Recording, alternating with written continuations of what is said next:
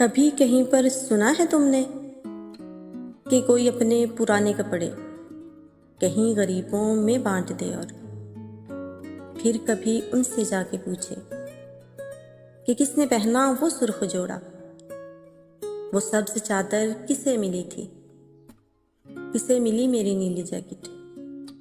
नहीं सुनाना, किसी को फुर्सत नहीं है लड़के कि खस्ता कपड़ों के रोग वाले पुरानी अशिया पे बैन डाले या अपनी उतरन के भेद रखे।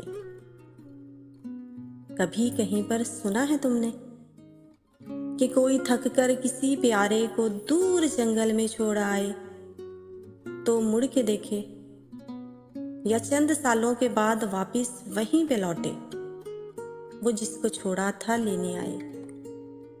नहीं सुनाना, किसी को हाजत नहीं है लड़के कि रफ्तगां के अजाब झेले, पुरानी बाजी को फिर से खेले, किसी के होने को अपने जीने की शर्त कर ले।